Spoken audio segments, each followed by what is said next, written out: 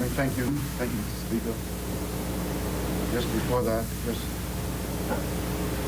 a scripture comes from Matthew 25th chapter, beginning at verse 31. It says, "When the Son of Man shall come in his glory, and all the holy angels with him, then shall he sit upon the throne of his glory. And before him shall be gathered all nations. He shall separate them one from another, as a shepherd divideth his sheep from the goats. He shall set the sheep on his right hand, but the goats on the left. Then shall the king say unto them on his right hand, Come, be blessed of my Father, inherit the kingdom prepared for you from the foundation of the world. For I was an hungered, and you gave me meat. I was thirsty, and you gave me drink. I was a stranger, and you took me in. Naked, and you clothed me. I was sick, you visited me. I was in prison, and you came unto me. Then shall the righteous answer, saying, Lord, when saw we thee an hungered and fed thee, or thirsty and gave thee drink? When did we see you as a stranger, took you in, or naked and clothed you? Or when did we see you sick or in prison and came unto you? And the king shall answer and say unto them, Verily I say unto you, inasmuch as you have done it unto the one of the least of my brethren, you have done it unto me. Then shall he also say unto them on the left hand, Depart from me, ye cursed, into the everlasting fire, prepared for the devil and his angels. For I was hungered, and you gave me no meat. I was thirsty, and you gave me no drink. I was a stranger, and you did not take me in. Naked, and you didn't clothe me. Sick, and in prison, and you did not visit me. Then they answered, saying, Lord, when did we see you hungry, or thirsty, or a stranger, or naked, or sick, or in prison, and did not minister to you? Then he answered and said, Verily I say unto you, inasmuch as ye did it not to one of the least of these, ye did it not to me. These shall go away into everlasting punishment, but the righteous to life eternal." Mr. Speaker, just before we pray, these are challenging and difficult times all over the planet. But we speak specifically to us here in the Commonwealth of the Bahamas. These are the times that we see the best in us, we can see the worst in us. This is the time, Mr. Speaker, that we must individually, it's a time to check ourselves, take stock of ourselves, see where we are, see where we need to be. Organizationally, business level, community level, to do likewise. This is not the time, Mr. Speaker, for businesses to price gouge. This is not the time for landlords to be insensitive. And for us as Bahamians, it's the time for us to shine. There's an African proverb that says, when spiders unite, they can tie up a lion. This is the time for national unity, a spirit of unity, regardless of the politics, regardless of religions, regardless of our differences. The one thing we have in common is all of us are faced with this enemy, this vicious enemy, who seeks to kill and to destroy. And with the spirit of unity, the spirit of humility, with the spirit of togetherness, we can defeat this enemy. Let us pray. Our Father, who art in heaven, hallowed be thy name. Thy kingdom come. Thy will be done on earth as it is in heaven. Give us this day our daily bread. Forgive us our trespasses, as we forgive those who trespass against us. And lead us not into temptation, but deliver us from evil. Thine is the kingdom, power, and the glory, forever and ever. Amen.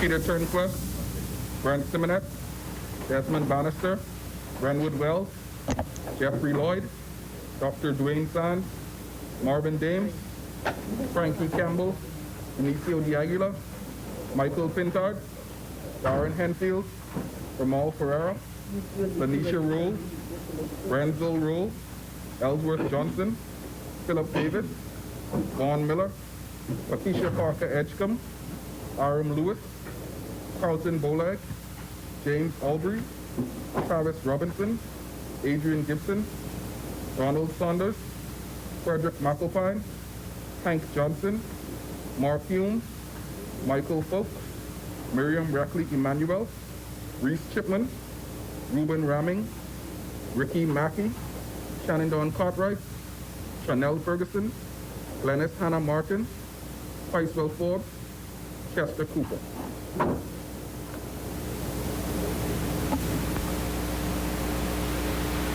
Good morning, honorable members. Introduction and swearing in of new members. Laying of documents by ministers. The chair recognizes the honorable member for Kalani. Thank you very much, Mr. Speaker.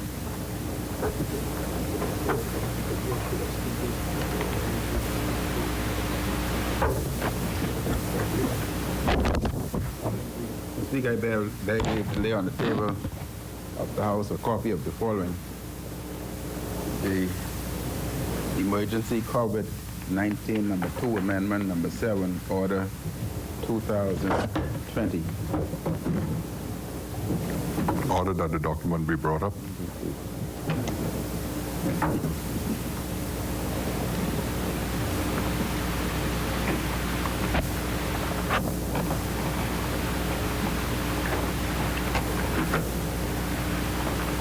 Order that the document do lie on the table. Further laying of documents by ministers. Yes, Mr. Speaker. I beg leave to lay on the House a copy of the following. The Emergency Powers COVID-19 number 2 Amendment number 8 Order 2020. Order that the document be brought up.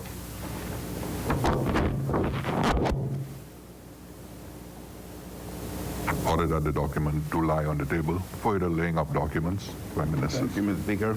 I beg leave to lay on the table of the House a copy of the following. The Emergency Powers COVID-19 number 2 Amendment number 7 Order 220. Order that the document be brought up.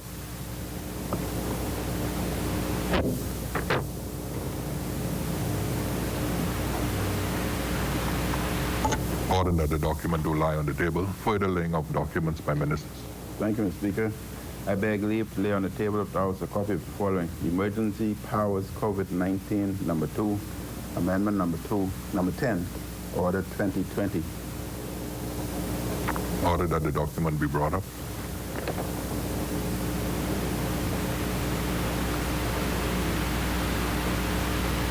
Order that the document do lie on the table. Further laying of documents. Thank you, Mr. Speaker. I beg leave to lay on the table of the House a copy of the following. The Emergency Powers COVID-19 Lockdown number 2 Order 2020. Order that the document be brought up.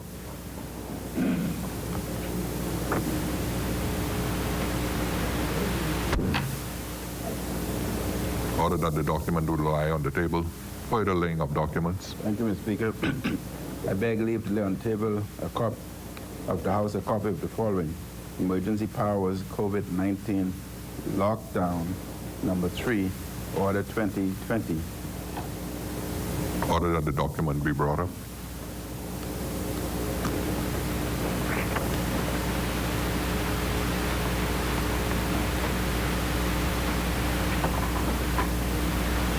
Order that the document do lie on the table. Further laying of documents by ministers. Thank you, Mr. Speaker. I beg leave to lay on the table of the House a copy of the following. The Emergency Powers COVID-19 Lockdown number 3 Amendment Order 2020. Order that the document be brought up.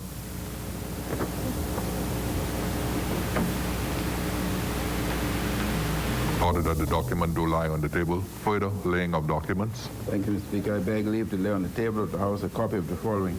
The Emergency Powers COVID-19 Special Provisions Amendment Order 2020. Order that the document be brought up.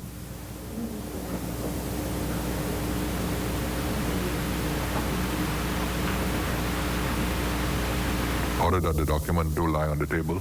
Further laying of documents. Thank you, Mr. Speaker. I beg leave to lay on the table of the House a copy of the following: the Emergency Powers COVID-19 Amendment Number 4, Regulations 2020. Order that the document be brought up.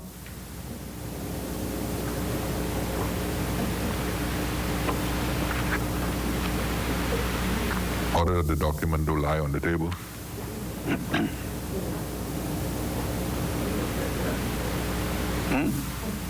Further laying of documents by ministers. No, look, I don't know. Thank you, Mr. Speaker. I beg leave to lay on the table of the House a copy of the following: the Emergency Powers COVID-19 Amendment Number 5, Regulations 2020. You almost trapped me. Order that the document be brought up. Order that the document do lie on the table. Further laying of documents. Thank you, Mr. Speaker. I beg leave to lay on the table of the House a copy of the following: the Emergency Powers COVID-19 Amendment Number 6, Regulation 2020. Order that the document be brought up.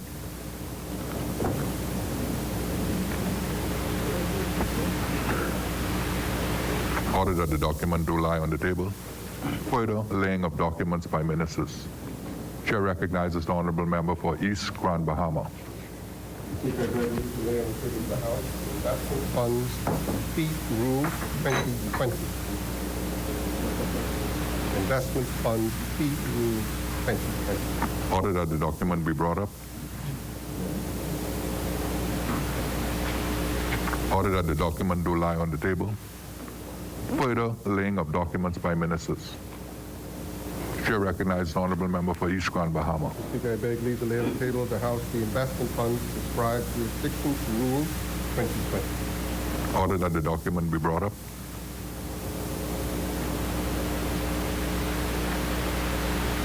Order that the document do lie on the table. Further laying of documents by ministers. Chair recognizes the honourable member for East Grand Bahama. Speaker, I beg leave to lay on the table of the House the Bahamas Registered Stock Act, Chapter 362, Bahamas Registered Stock Directions 2020, Bahamas Registered Stock 2021. Order that the document be brought up.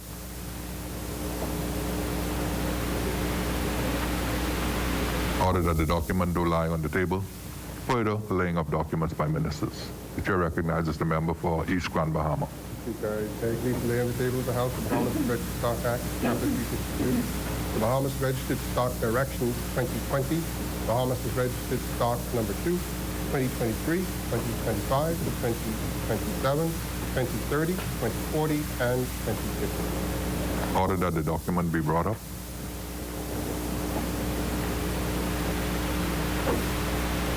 Order that the document do lie on the table.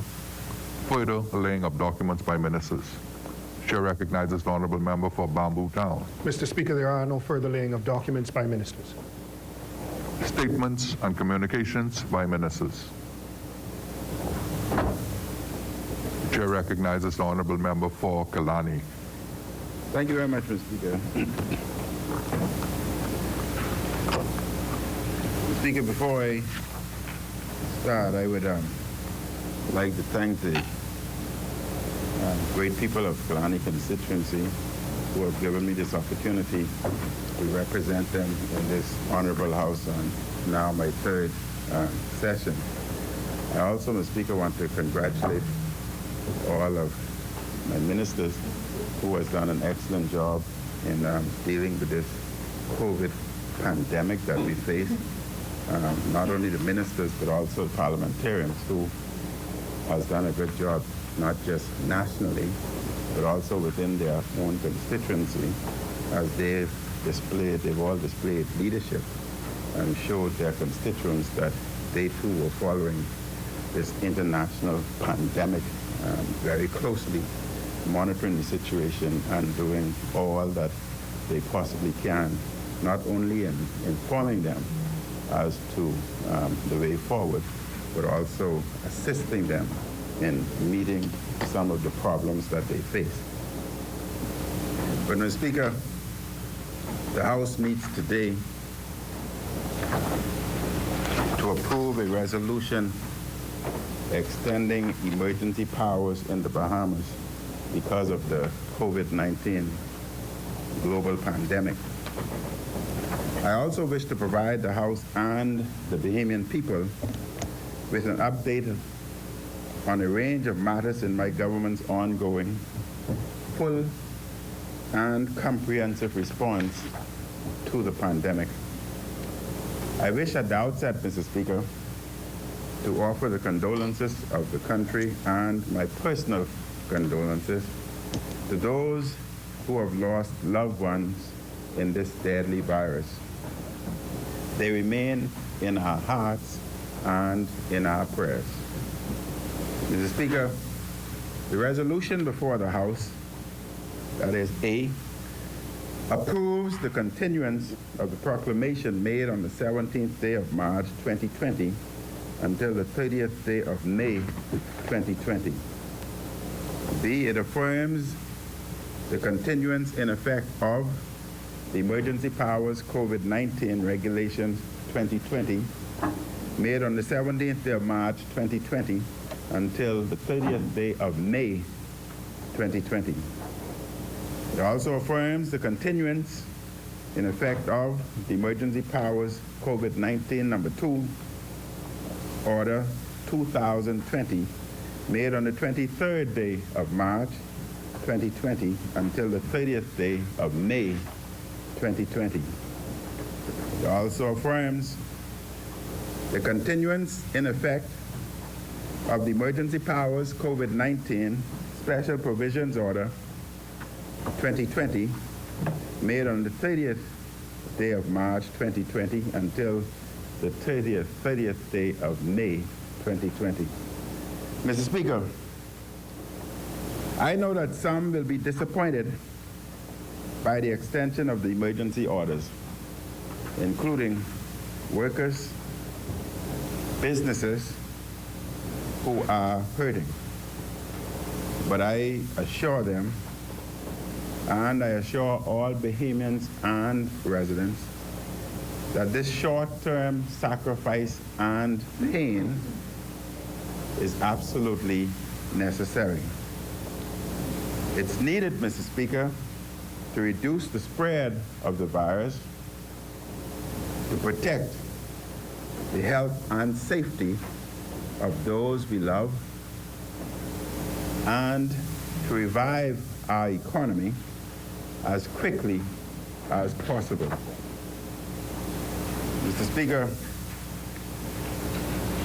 we must always be people of gratitude, because therein lies a source of spiritual strength and generosity.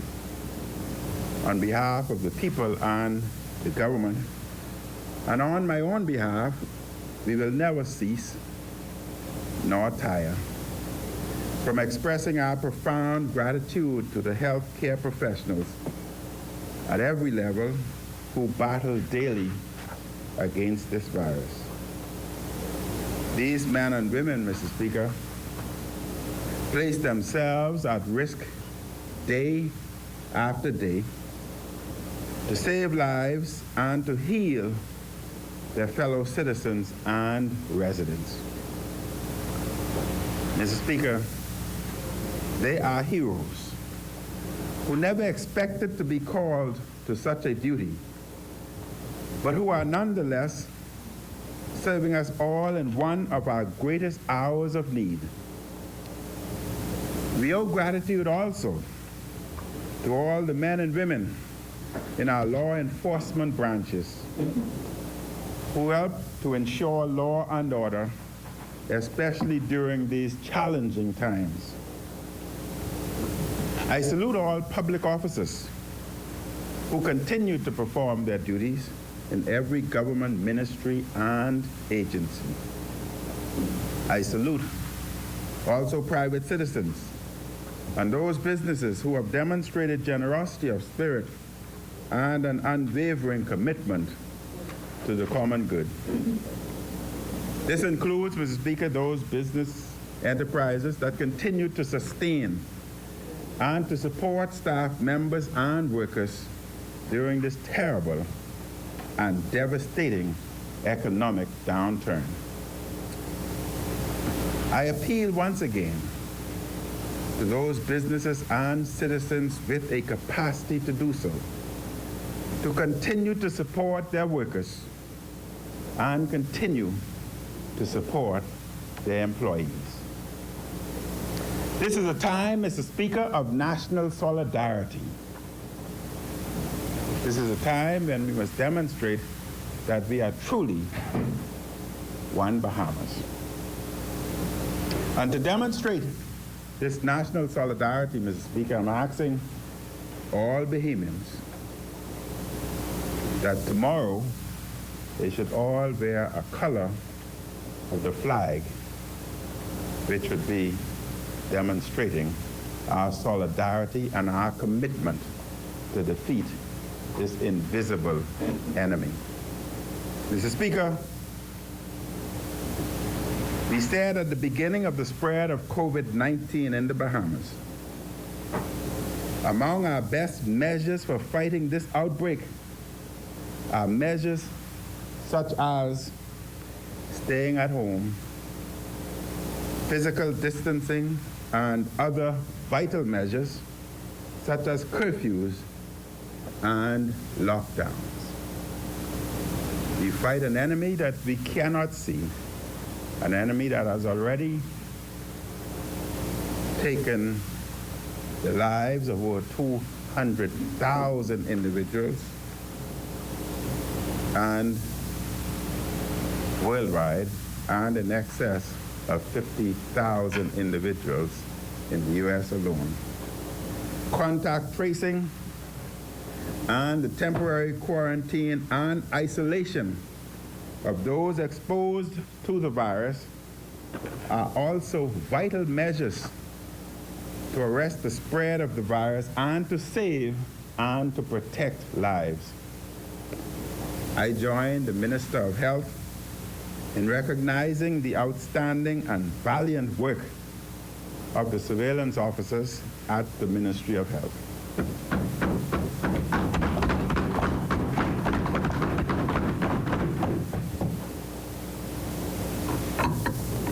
In our fight against COVID-19, we should not only praise our healthcare professionals and law enforcement officers. As a sign of our gratitude, we join them in the fight against the virus by staying at home and by wearing our mask and practicing discipline and social distancing. We must all do our part.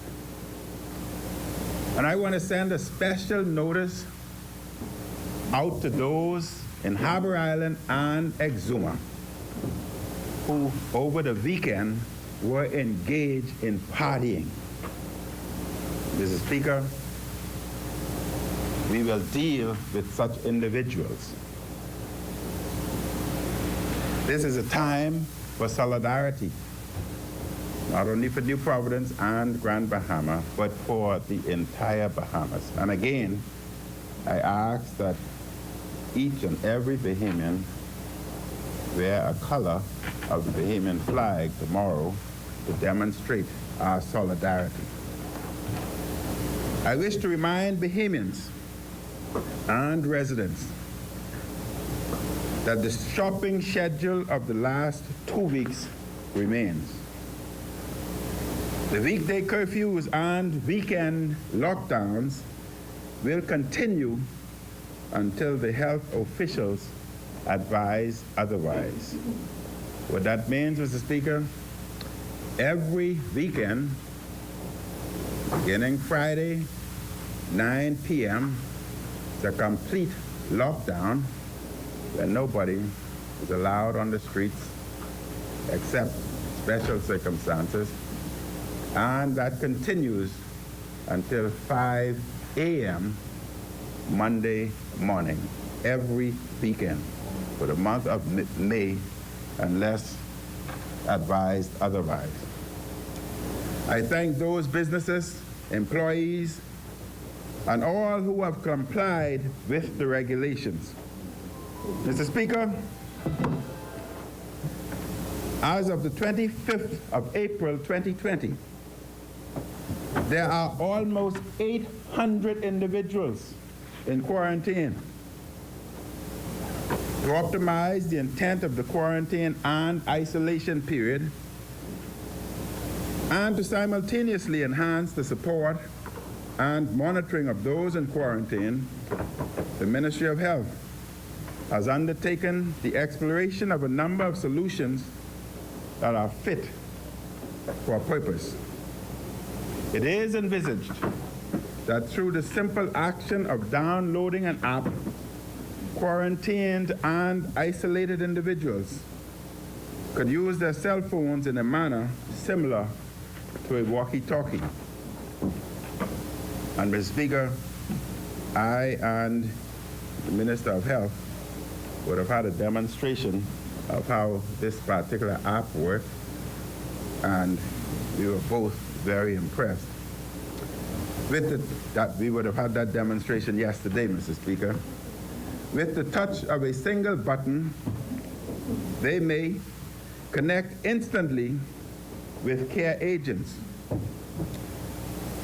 They may send an emergency assist alert for rapid response, and they may also talk to family and friends in a secured space. This app will be designed to help individuals in home quarantine and isolation to stay within the boundaries prescribed by the surveillance team. This may further empower these individuals to do their part to protect their mother, father, sister, brother, neighbor, fellow citizens, and reduce the risk of exposure to and spread of COVID-19 within the country. I underscore, Mr. Speaker, that this app will collect anonymous data to ensure that the privacy of those using the app is respected. Health officials have repeatedly noted that a number of those who should remain in quarantine or isolation at home are not doing so, which could result in greater spread of the virus. I note that the emergency orders are being amended to enforce strict fines for those who break quarantine protocols. The orders are being amended, Mr. Speaker, that those who break quarantine will be fined up to $20,000 or spend 5 years imprisonment or both. Mr. Speaker, you break quarantine, we lock you up. Okay? You have your time to talk. Mr. Speaker, we know from other jurisdictions how rapidly COVID-19 spread in other countries or locales because individuals who were COVID-19 positive returned to their home countries without being quarantined. And Mr. Speaker, BPL would have just had a recent experience where individuals of such nature would have entered such premises and BPL were forced to close their entire operation that day and subsequently engaged in sanitizing such facilities. We cannot risk this in the Bahamas because this could lead to a wider outbreak of the virus. I know that this has placed a burden on some Bahamians overseas. I understand the frustration and worry of their families here at home.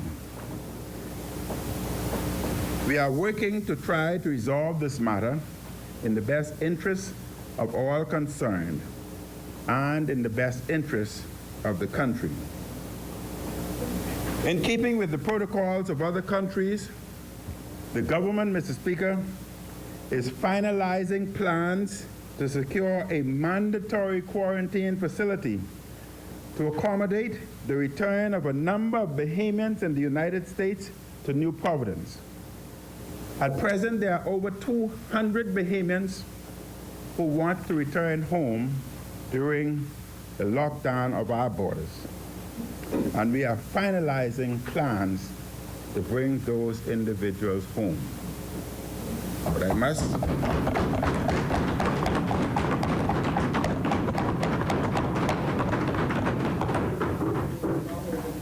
and Mrs. Speaker, I advise all those individuals who want to travel home that they should contact the Consul General in Miami so as they can be informed as to when they would be brought home.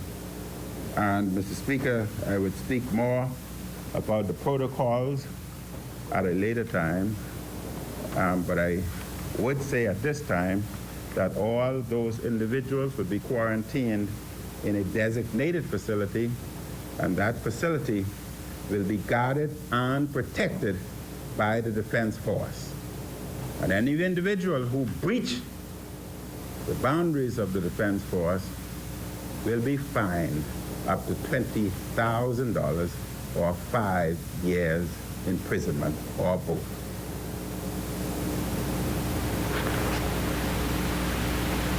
So, Mr. Speaker, I can say we are bringing our people home. Mr. Speaker, to emphasize the need to reduce community spread of this deadly virus, I wish to share with the House the assessment by health officials of the analysis of confirmed COVID-19 cases by Dr. Donnie Davis, an associate professor, PhD at the University of the Bahamas. The government's COVID-19 coordinator, Dr. Darrell Regis, provided notes regarding the impact of the restrictive measures put in place to mitigate the spread of coronavirus, COVID-19, throughout the islands of the Bahamas. She noted, and I quote, "The Ministry of Health tested all symptomatic and suspect cases of COVID-19 as recommended by the World Health Organization. During the period prior to the curfew restrictions, the country recorded increased number of cases every day and then daily."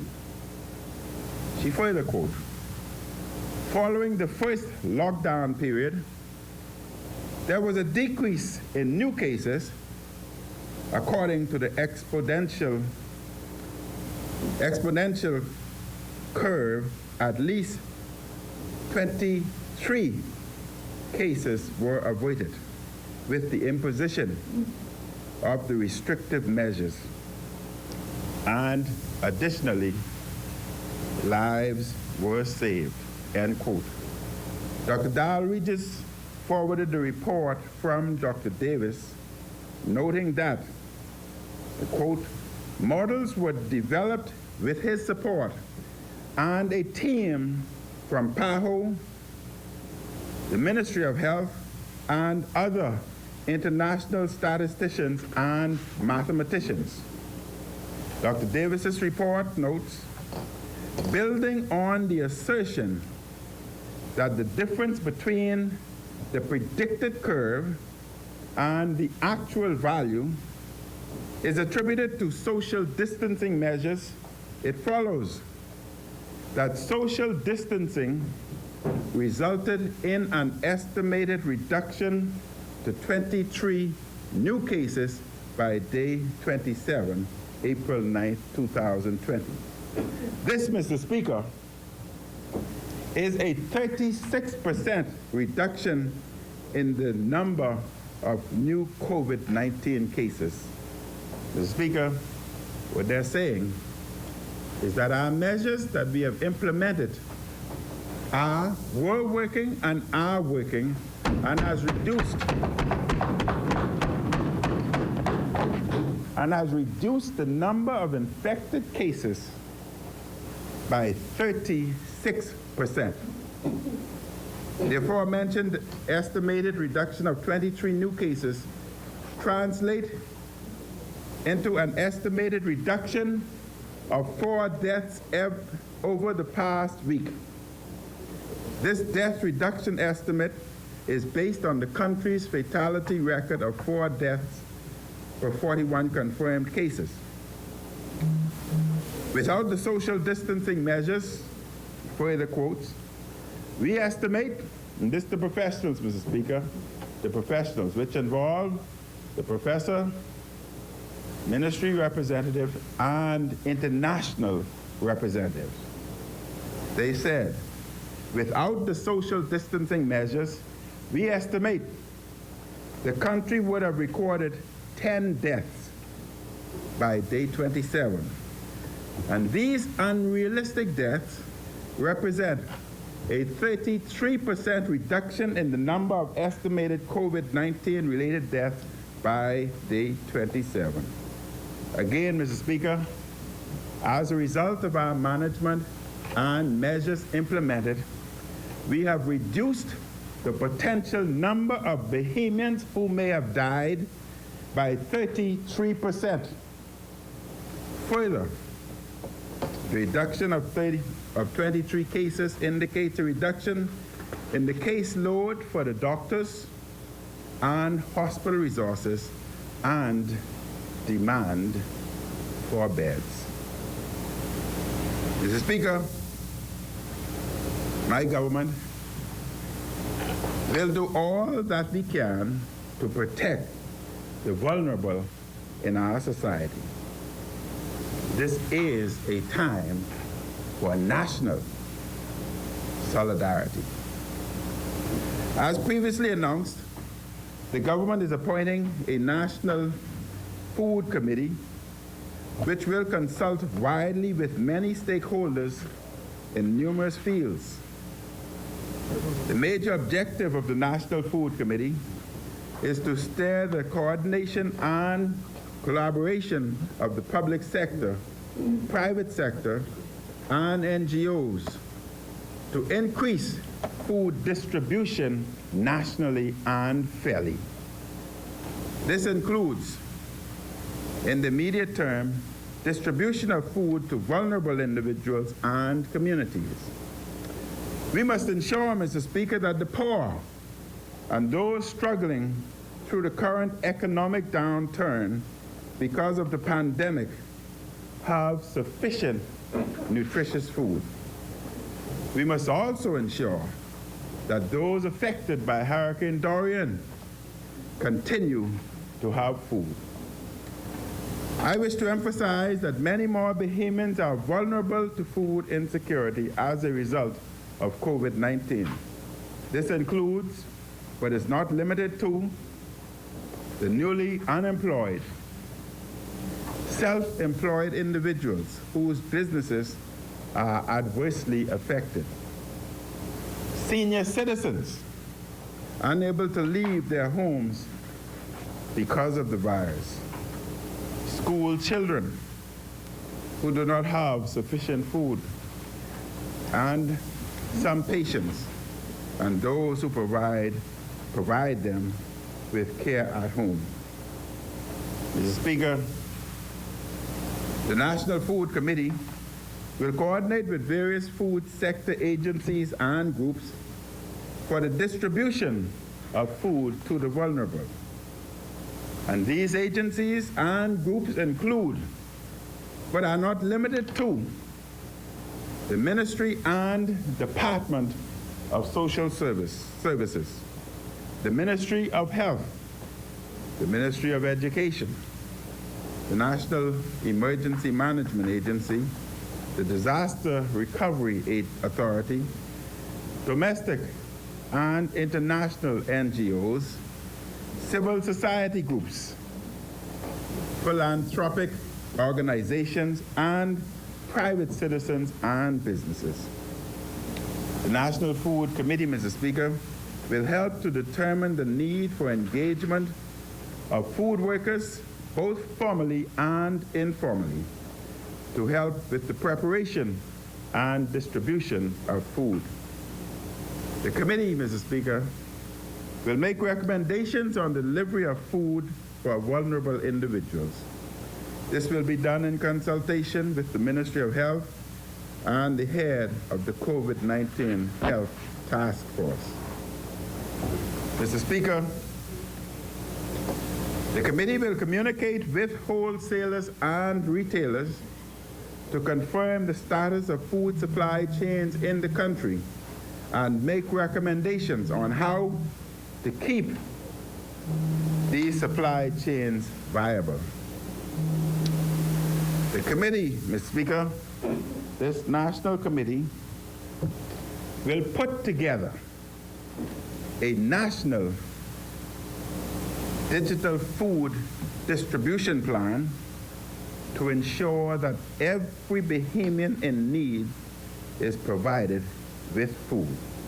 Mr. Speaker, it's essential to put this digital distribution network together so that we would know throughout the length and breadth of the Bahamas, once those individuals are within the digital system, we can keep abreast and ensure that those individuals are adequately supplied and supported with their food needs. It would also, Mr. Speaker, reduce the possibility and chance of double or triple dipping with individuals moving from one distribution center to another, because it's all a national digital food distribution network.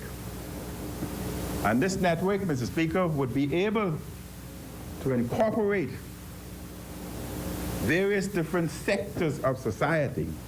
Once the plan is digitized or digitalized, we can incorporate the taxis into the delivery mechanism to ensure that food are delivered to the various distribution centers, and taxis can become involved and subsequently help in this employment network. And even the buses, as we know today as jitneys, can be retrofitted and subsequently be incorporated in this national digital development food distribution plan so as to incorporate a network of entities. And the distribution centers, Mr. Speaker, may be those that we know today and can also utilize all of the urban renewal centers, not only in New Providence, but throughout the Family Island.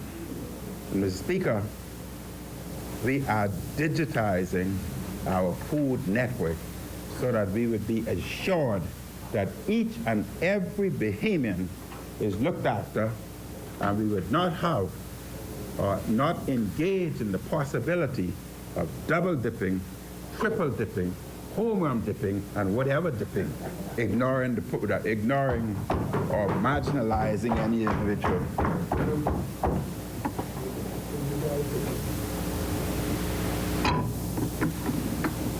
Mr. Speaker, let me add that the government will promote and strengthen industries in pork, poultry, and beef, and is committed to protecting local industries.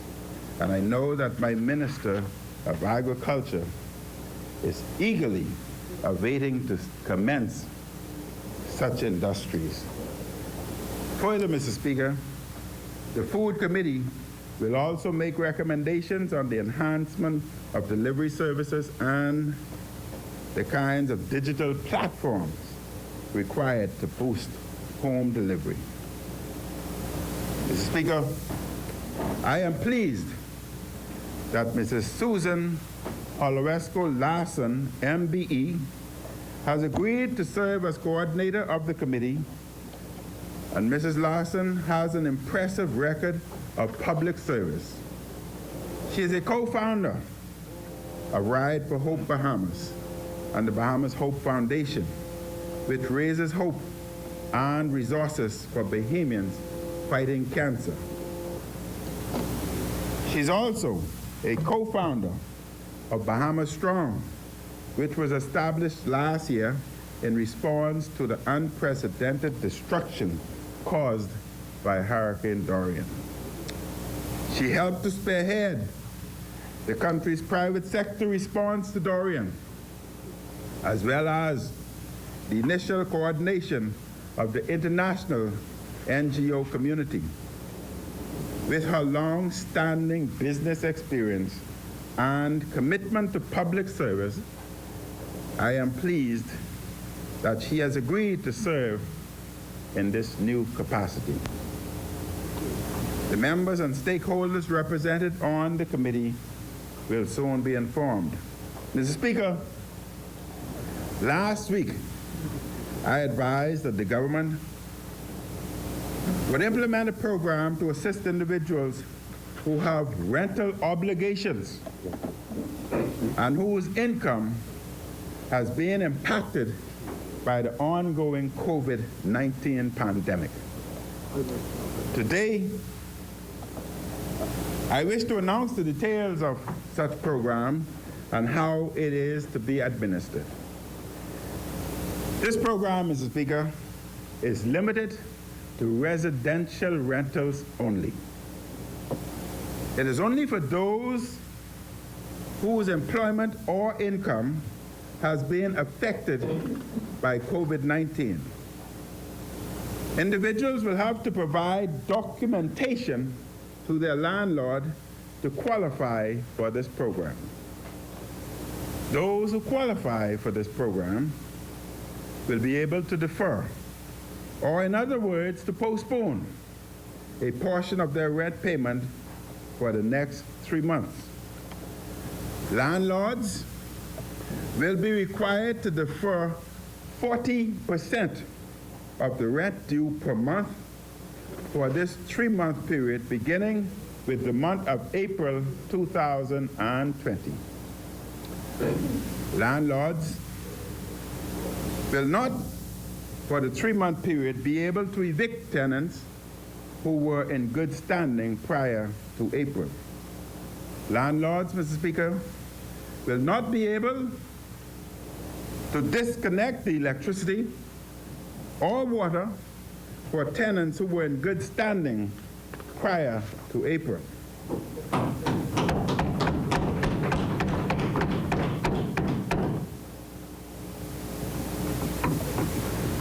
Mr. Speaker, I am engaged in the real estate industry, and before such laws or such rental processes was implemented, I had discovered that adjustments were already made to me before we embarked on such procedure.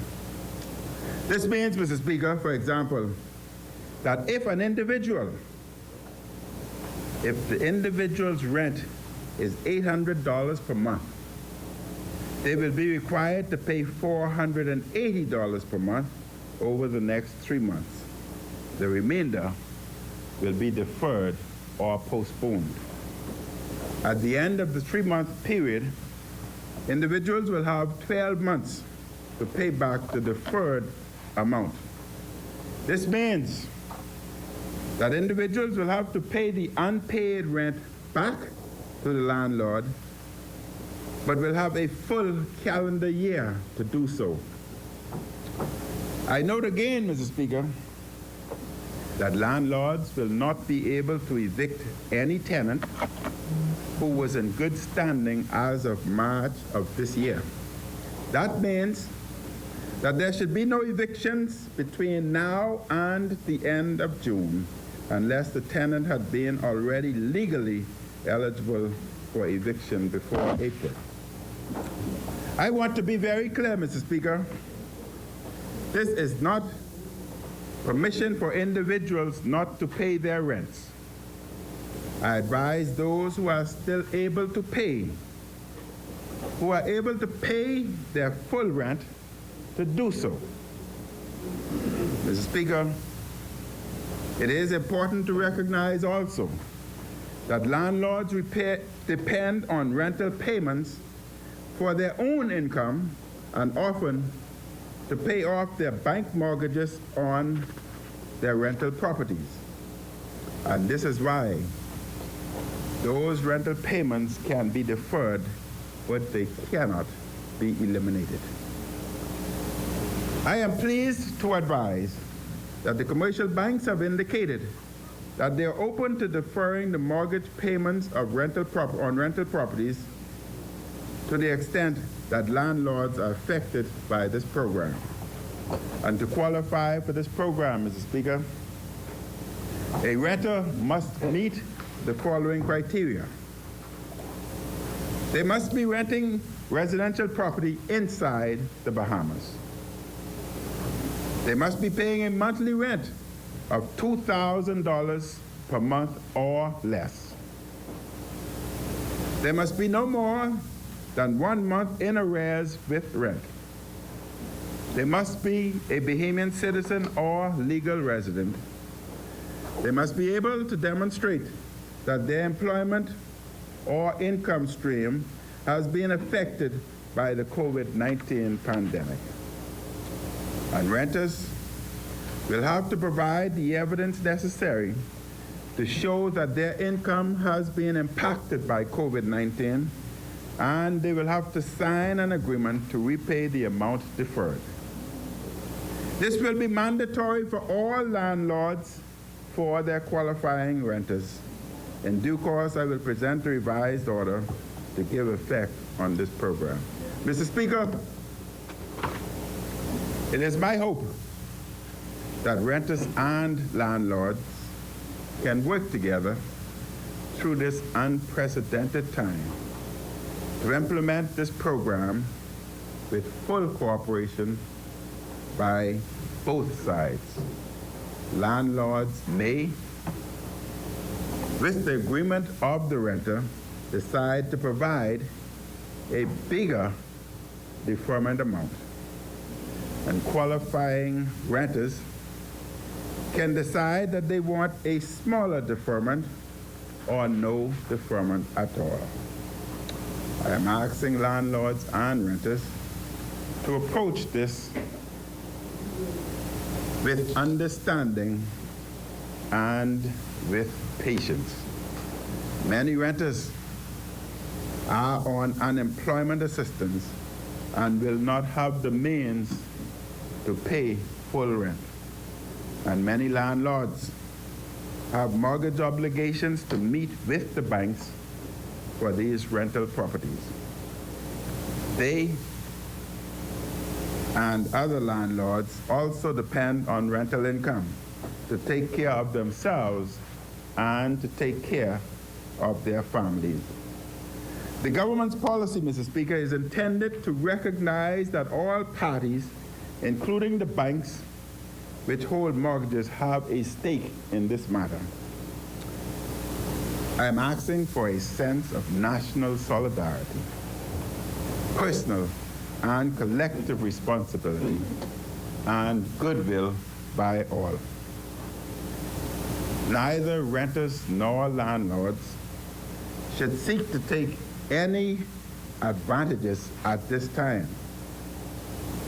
The details of the program will be communicated in coming days. Mr. Speaker,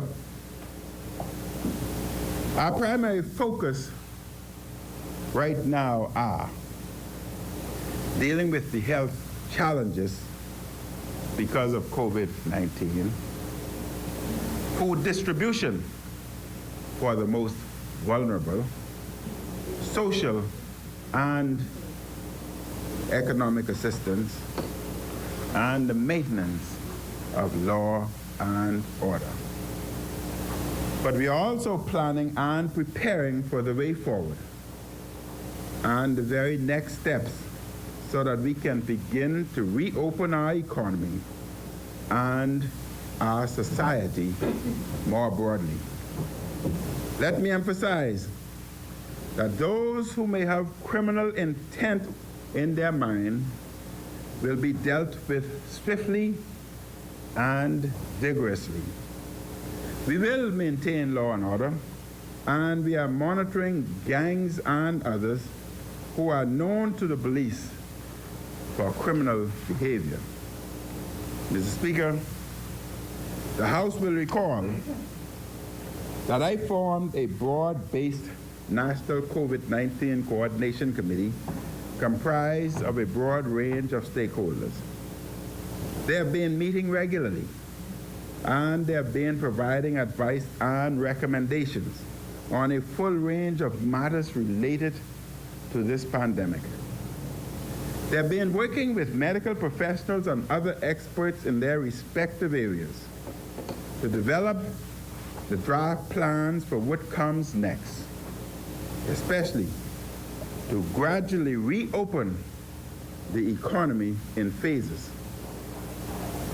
Mr. Speaker, the reality is that COVID-19 will be with us for the foreseeable future, even as our number of cases and those around the world begin to stabilize and even decline. For the immediate term, at least, we will need protocols and a strategy that will allow us to reopen our society and our economy in a way that protects the health and well-being of each and every Bahamian and resident. The Coordinating Committee has recommended protocols and a strategy that we will announce in due course. We must establish and adhere to a way of doing things that will allow us to open back up in a responsible manner. And such reopening will be gradual and will be deliberate. At each step, proper health and physical distancing protocols will be mandatory and will be enforced. Even as we look and plan to open back up, we will not and cannot establish a fixed timetable that says we will do this particular thing on one date and another on another date. While the government establishes plans, the general timing of the phased reopening recommended by the Coordination Committee will be predicated upon metrics and guidelines by health professionals. Mr. Speaker, just to give a sample of the phases that we had commenced and is being guided by the health professional. Phase 1, Mr. Speaker, is divided into two phases, 1A and 1B. 1A, essential services and hurricane preparedness. We look at the economic, essential businesses, NGOs and churches providing food to the needy by permission. Home and hardware nurseries and auto parts stores permitted 2 days in store. Some would have had 2 days, others would have had 1 day. And that's spelled out in the order. Property management and landscaping, Monday through Friday. Manufacturing of PPEs and sanitizers, Monday through Friday. Then we also looked in phase 1A at the social component. 24-hour curfew, of which I spoke about. Monday, 5 a.m. to Friday, 9 p.m., after which, lockdown. Exercise, 90 minutes in neighborhood, Monday through Friday. Lockdown, Friday, 9 p.m. through Monday, 5 a.m. And exercise on own property. Then, Mr. Speaker, the next phase of implementation was phase 1B. However, I must remind all that these may change as we are guided by the health professionals. 1B, delivery and curbside services and construction. And that is, from the economic perspective, businesses that can provide goods and services through delivery and curbside pickup Monday through Friday. Home and hardware nurseries and auto parts stores can expand to 5-day online delivery and curbside services. Then, permit construction in Nassau with industry protocols Monday through Friday. And you would note, Mr. Speaker, that there's always been incorporated a social component. Then we were supposed to embark on phase 2, 3, 4, and 5 as we open our economy. And phase 2 refers to expanding operations. Phase 3 refers to beginning the new normal. And phase 4 talks about moving forward. And phase 5 speaks about restarting tourism and opening the borders. Mr. Speaker, we do have a plan in reopening our economy, but our plan is guided by the health professionals and the discipline and cooperation of each and every Bahamian citizen.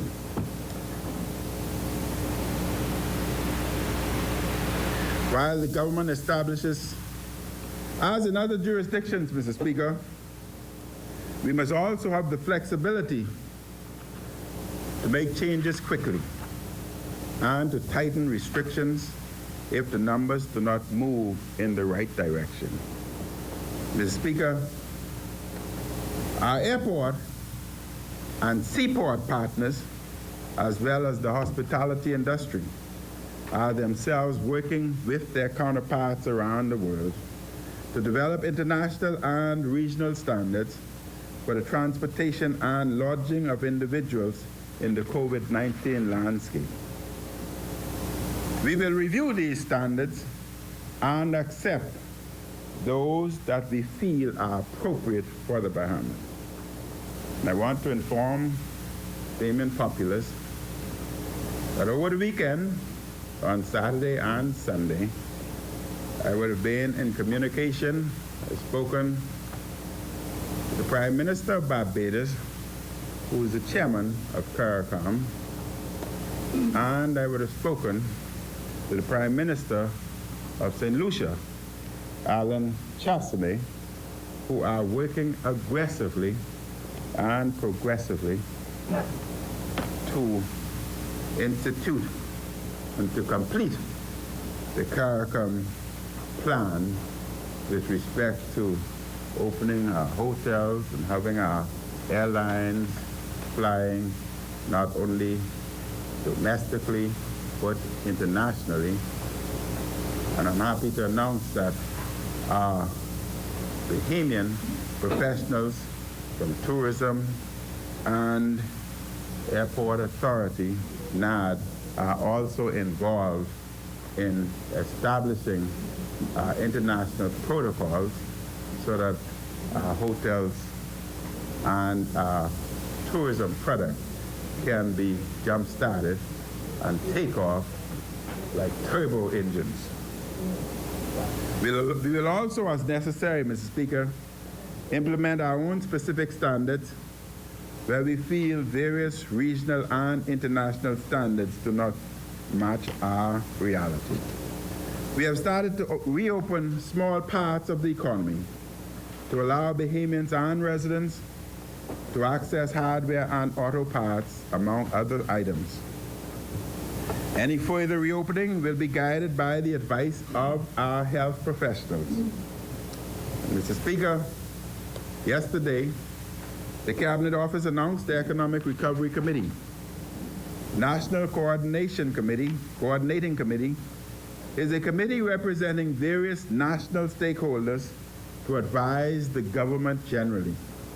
The Economic Recovery Committee is a group convened to draft a medium and long-term strategic vision for recovery, along with proposed implementation plans. The co-chairs of the committee are Acting Financial Secretary Mr. Marlon Johnson and businessman Mr. Ken Kerr, CEO, Providence Advisors. The Economic Recovery Group is made up of individuals and noted expertise and experience from the private and public sector. This group will consult widely at home and abroad with representation from myriad industries. Mr. Speaker, I should also announce that this group will form subcommittees so as to involve all family islands and other stakeholders throughout the wider Bahamas. This would give, Mr. Speaker, Bahamians, all Bahamians, an opportunity to put forth their views with the economic direction of our country. And this public-private committee will make recommendations to the Cabinet on the long-term economic recovery of the Bahamas economy, including job creation and stimulating small business recovery and development in response to COVID-19. The committee will focus on restoring the macroeconomic economy, restarting a competitive business environment, economic diversification, tourism and transport, financial services and labor. Public-private partnerships will be essential in restoring and rebuilding our economy. I have charged the Economic Committee with thinking boldly and creatively in its deliberations. We are in a new era, Mr. Speaker, so we must think in new ways and think outside of the narrow confines of what is necessary or possible. Mr. Speaker, the COVID-19 pandemic has caused the worst economic crisis for our country in living memory. And due to international borders being closed, our tourism sector has shut down, and tourism is the heart of our economy. The virus and its effects make it difficult to predict when tourism will return. We have the most dynamic tourism economy in the region. We will do all we can to be ready to receive and host visitors when they can travel again. However, in the interim, while travel has stopped, we must explore what else we can do to make it through in these difficult times. The purpose of this economic advisory group is to give practical, innovative, and doable policy recommendations for the way forward. We need the minds and hearts of this committee to contribute ideas that Cabinet and the Parliament can consider to boost our economic circumstances. This is not the time, Mr. Speaker, and I repeat, this is not the time to be timid. This is the time to be bold.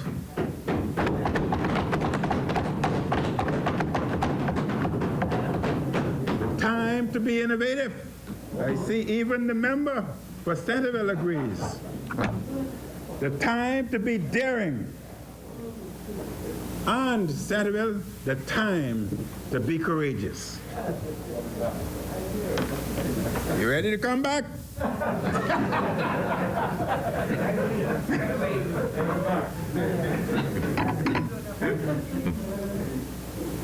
What are needed, Mr. Speaker, What are needed are ideas that can generate economic activity and trade on a pathway to those that is doable. This committee must think quickly as we are in a crisis now.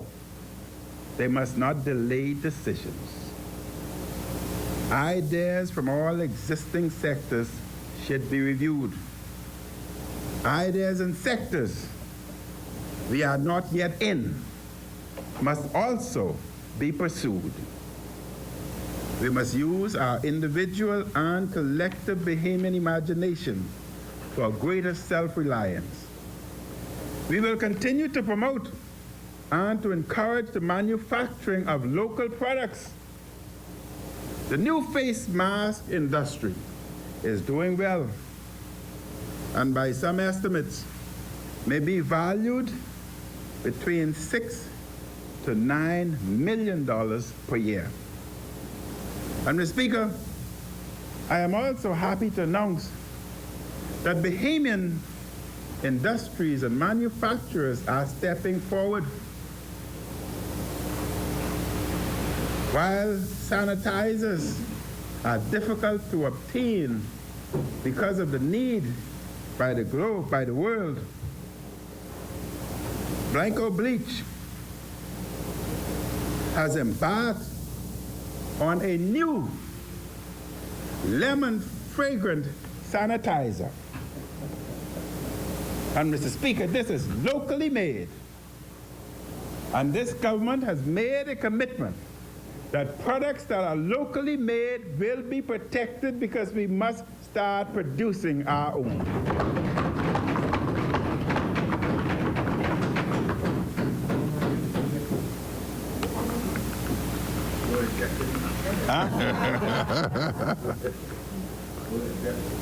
Oh, it smells so great.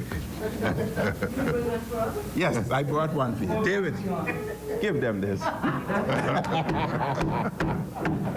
This is a time of solidarity, a time of unity. This is yours, a time of sharing.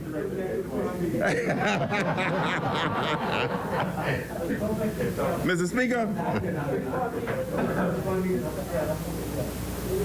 I'm also happy to announce that another company, John Watlings, have also embarked on sanitizers. And Mr. Speaker, as these two company products are brought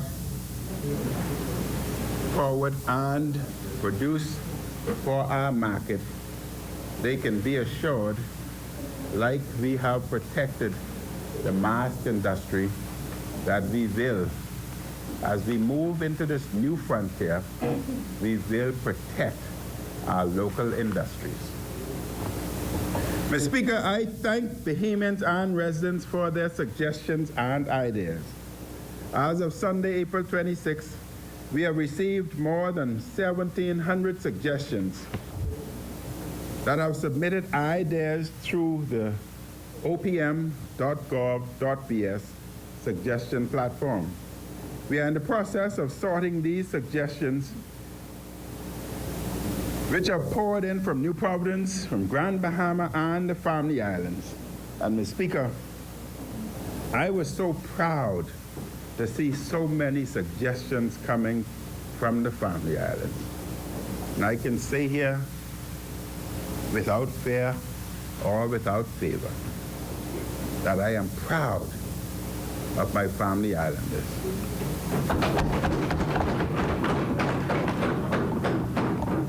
And I look forward for us to get over this COVID-19 so that I can again continue to spend my weekends among our Family Islanders.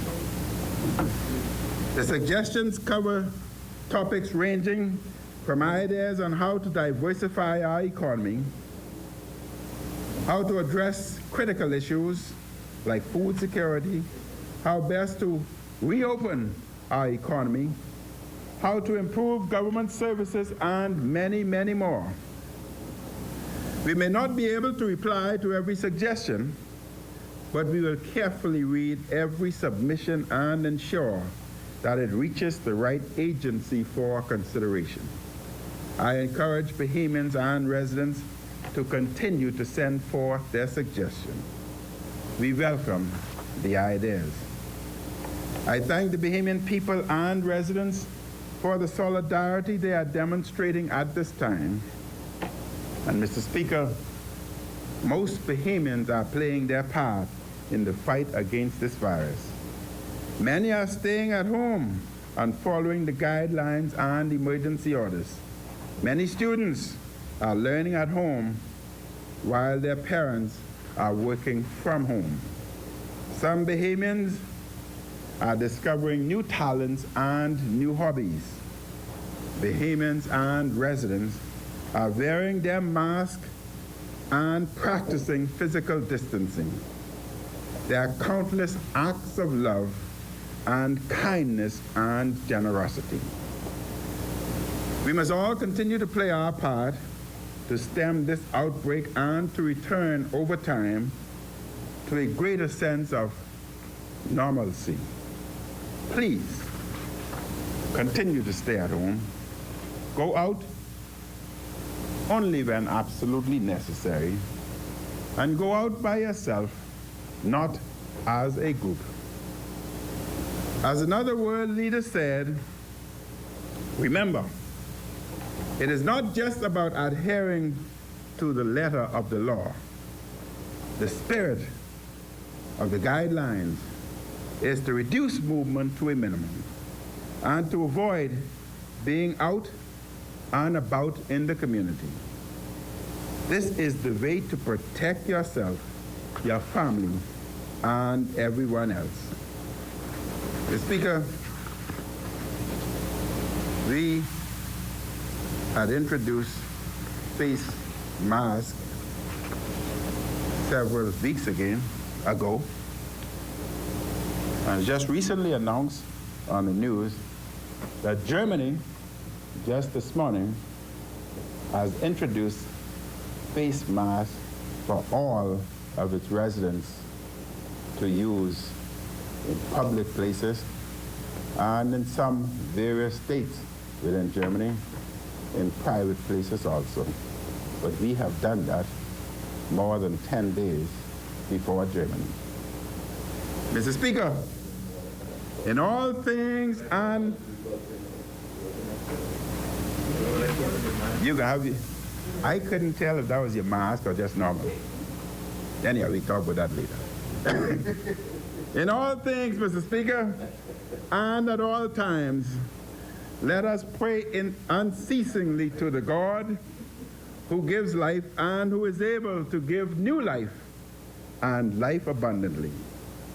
I wish to close with the words of a well-known hymn, which may be our shared prayer and hope. To the God of new beginnings we pray.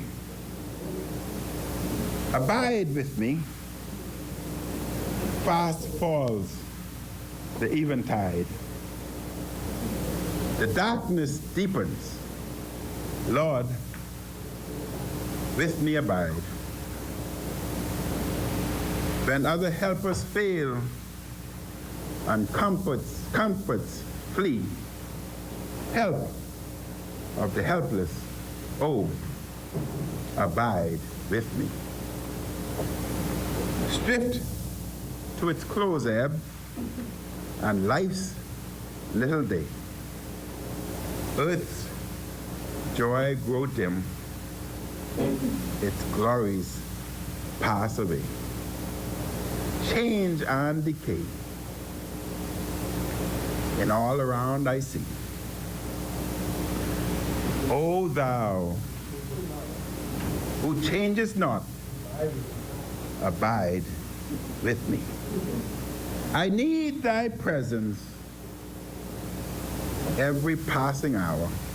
What but thy grace can foil the tempest's power? Who, like thyself, my guide, and stay can be. Through cloud and sunshine, Lord, abide with me. I fear no foe. With thee at hand to bless. Ills have no weight, and tears no bitterness. Where, Mr. Speaker, is death's sting? Where? Grave thy victory. I triumph still, if thou abide with me. Hold thou thy cross before my closing eyes. Shine through the gloom and point me to the skies. Heaven's morning breaks and earth's vain shadows flee. In life and in death, O Lord, abide with me. Before I close, Mr. Speaker, I want to say that I have asked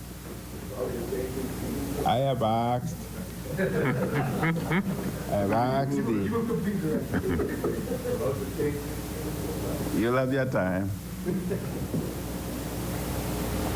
Before I close, Mr. Speaker, I have asked the EOC, Ministry of Health, that whenever, however they can accommodate, they can give the opposition an update as to what's happening and the way forward. The problem they face, Mr. Speaker, is they are so tied down in work that it was difficult for me or for them to find a fixed date. But be assured that in spite of the work that they are doing and their business, they will from time to time find the opportunity to update the opposition and to listen to what may be the opposition's recommendation. I thank you, Mr. Speaker, and may God continue to bless the Commonwealth of the Bahamas.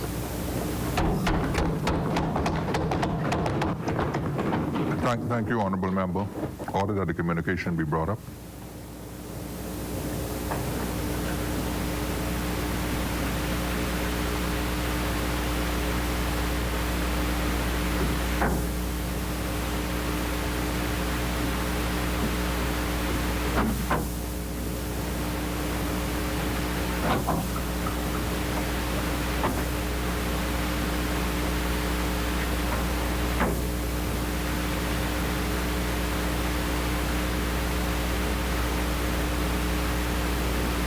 Order that the communication do lie on the table. Honourable members, just before we proceed, I wish to bring to your attention and to the attention of the public the Emergency Powers COVID-19 number 2, Amendment number 7 order, dated the 8th of April 2020. In paragraph 3 of that amended order, it says, insertion of new order 7A into the principal order. The principal order is amended by the insertion immediately after order 7 of the following new order, order 7A, requirement to wear masks. And I'm bringing this to the attention because I've seen a number of persons moving about the community not wearing masks, and as I look around in this chamber, I see 1 or 2 members not wearing the mask. Now, I understand the difficulty and the challenge when you're speaking in terms of wearing the mask, because believe me, it was a challenge for me just learning how to breathe wearing this mask. But the order says every person who leaves his residence, every person who leaves its residence in accordance with the provisions of this order and any exemption granted thereunder shall wear a mask covering his nose and mouth while away from his residence. And interestingly, subsection 2 says, an exempted business or undertaking may deny entry to any person not wearing a mask covering his nose or mouth. And so while we exempt those persons who are speaking from wearing the mask, I just want to put you on notice that if you get up to speak and you feel like you need to sneeze or cough, you'd better find a mask quickly, because if you sneeze or cough and you're not wearing a mask, I will ask you to withdraw from these precincts in accordance with the order. Further statements and communications by ministers. The chair recognizes the honorable member for Bamboo Town. Thank you, Mr. Speaker. Mr. Speaker, this will be the last communication by ministers. Then we will proceed with the House agenda to the resolution. Mr. Speaker, I now provide an update on the operations of the Road Traffic Department as it seeks to comply with the COVID-19 prevention requirements for physical distancing, minimizing the need to present oneself to the department to access services. The COVID-19 dilemma has made it clear that business as usual will be unusual. With that in view, I can confirm that the Road Traffic Department, with essential staff reporting, continues to operate between 8 a.m. and 4 p.m. during the curfew period. Other employees who can work from home are encouraged to do so. The intent is to efficiently continue the work of the department while accommodating universal preventive protocols for in-person services and incorporating technology to facilitate others. At the outset, Mr. Speaker, I must recall and confirm that all licenses, whether personal or vehicular, that were valid on March 17th are extended until the 24-hour curfew is lifted and 60 days thereafter.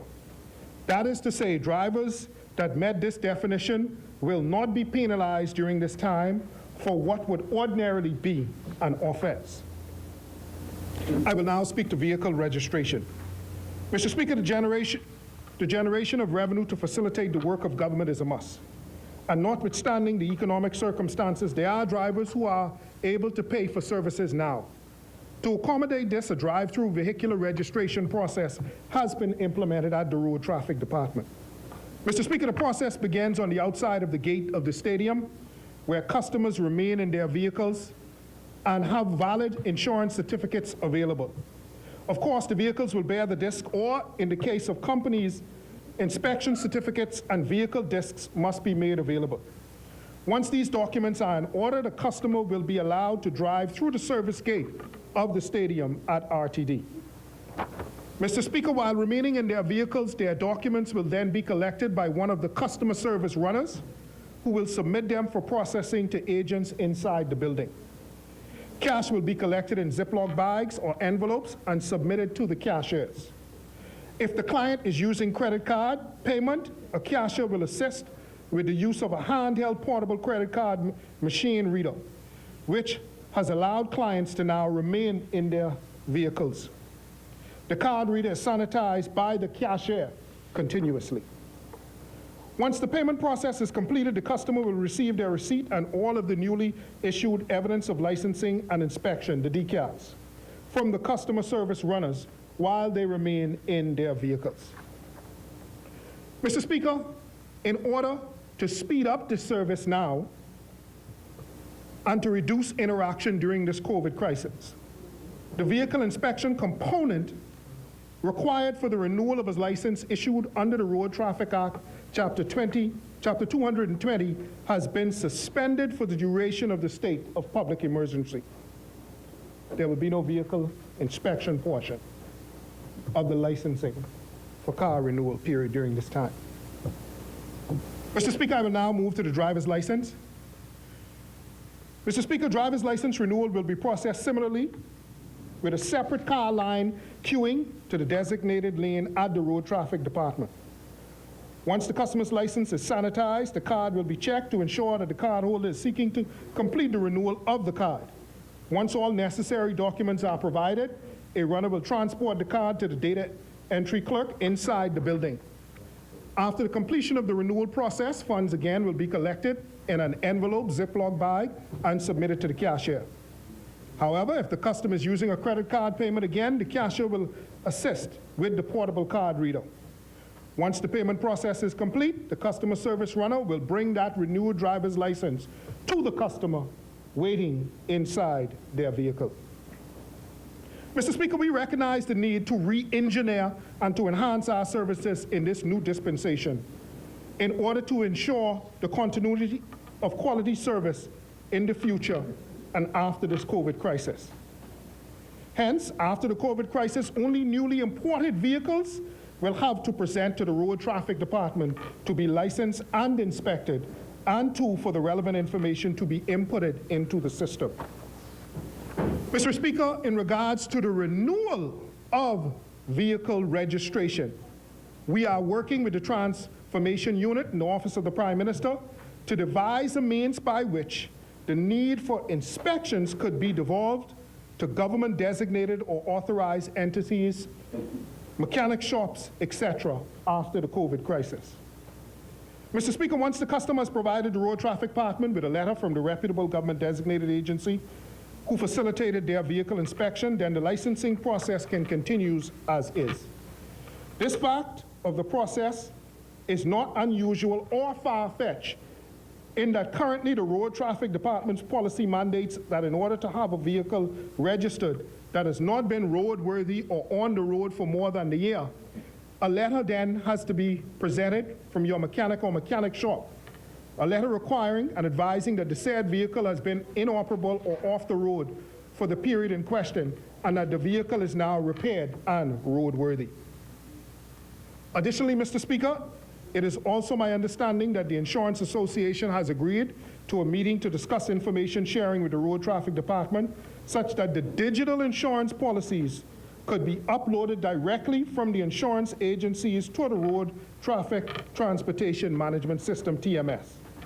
Currently, Mr. Speaker, the Data Talk system does not have the requisite capacity to receive the insurance information from the insurance companies. This feature, however, Mr. Speaker, will also be included by this weekend, Friday, the 1st of May, 2020.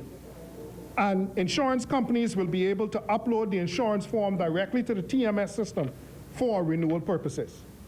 Conversely, the insurance companies will also be able to digitally advise of those persons whose insurance have lapsed automatically, prompting the Road Traffic Department and the police to the lapse in insurance policy. Mr. Speaker, currently the Data Talk Consultancy TMS system cannot accept renewal of vehicle registrations online. I am advised that that part of the portal also should be completed by this week ending Friday, the 1st of May. Thereafter, we will be able to allow individuals to upload information and register online for vehicle registrations and renewals. Mr. Speaker, provisions will also be made to receive monies online for the vehicle registration.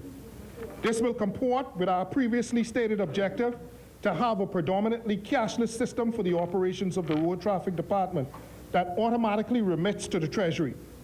Once this is achieved, the customer will need only come to road traffic in the future to pick up vehicle decals. Mr. Speaker, the traffic management system instituted by the former minister, which is presently on the road traffic website, has online driver's license renewal services available. However, customers cannot pay for the driver's license renewal online.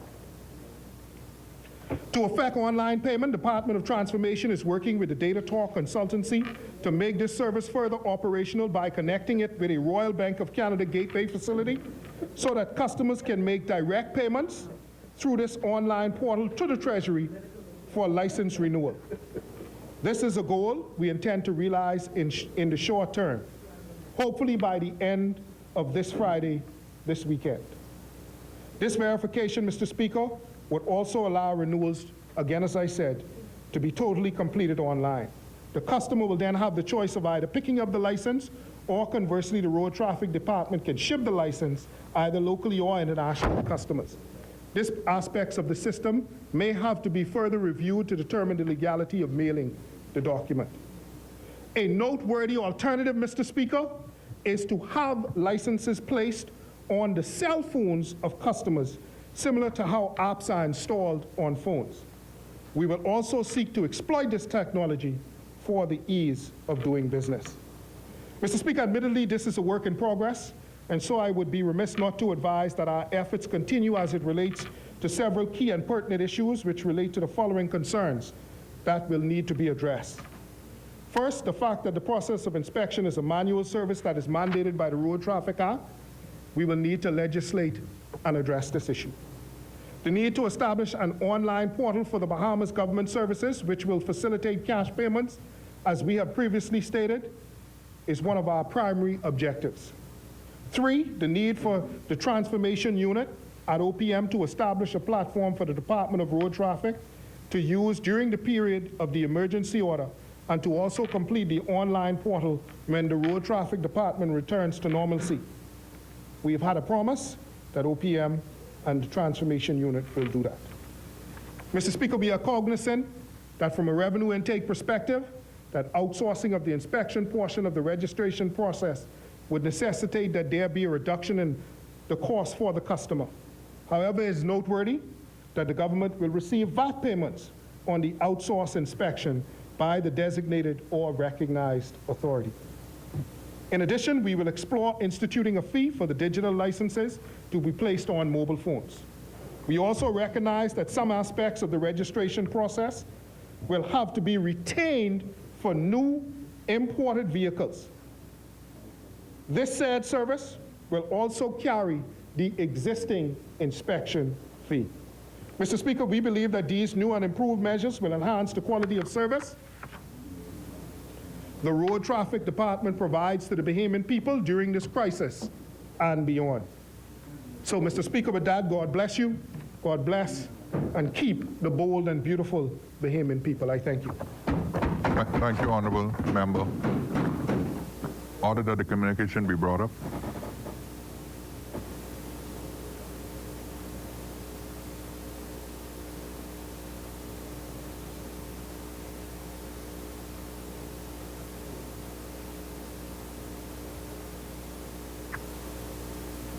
Order that the communication to lie on the table. Further statements and communications by ministers.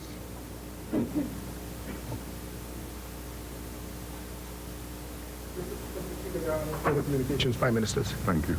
Communications by the clerk. Messages from the Governor General.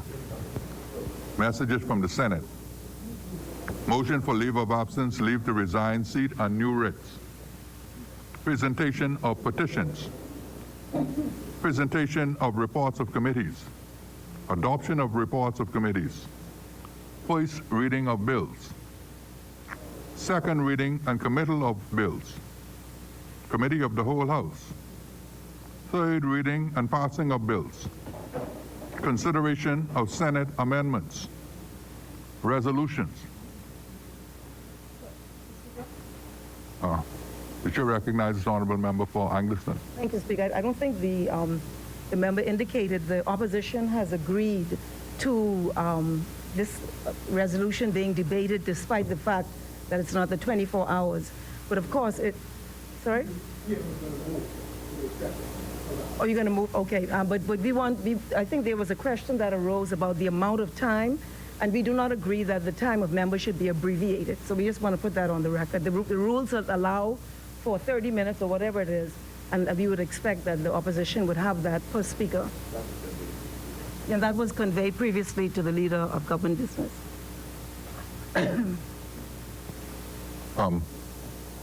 The chair recognizes the honourable member for Bamboo Town. Mr. Speaker, it was conveyed, and the government conveyed back to the opposition desire. Mr. Speaker, we're not seeking to try to be in this place any longer than we have to. And at the end of the day, in the past, Mr. Speaker, we did have agreement from the opposition as to the time frame when it comes to the particular resolution and to the amount of time that is accorded both to the opposition and to the government. We've accorded to the opposition an hour and 10 minutes, and we were according to the government about an hour for us to speak, with each of the 4 members who are going to speak after the Prime Minister, 10 minutes set. The independents, Mr. Speaker, obviously both of the independents want to speak. So between the opposition and the independents, they were going to be allotted an hour and 30 minutes, whereas the government was going to have about an hour. So we're seeking, Mr. Speaker, and we had put it on the floor, and we thought that there was agreement. Honorable members, honorable member, I'm trying to communicate. Honorable members, my understanding is that the House can regulate its business. So the chair would recommend then that whatever the position or the motion is, that it be put to the House, and once the House agrees, we'll proceed accordingly.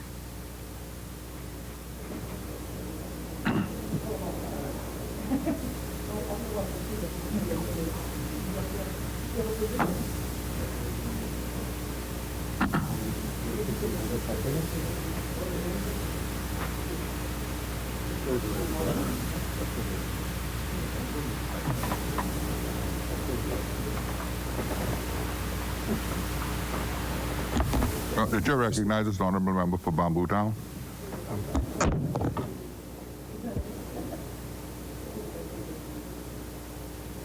Mr. Speaker, I do move a motion in regards to...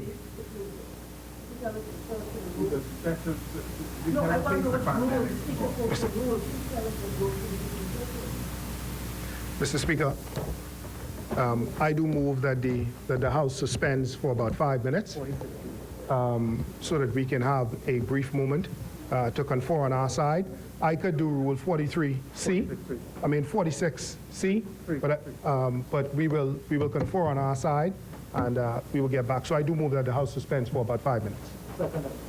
Honorable members, it has been moved and seconded that the business of this House do suspend for approximately 5 minutes. As many as are in favor will remain seated. Those who oppose will stand. The business of this House stands suspended for approximately 5 minutes.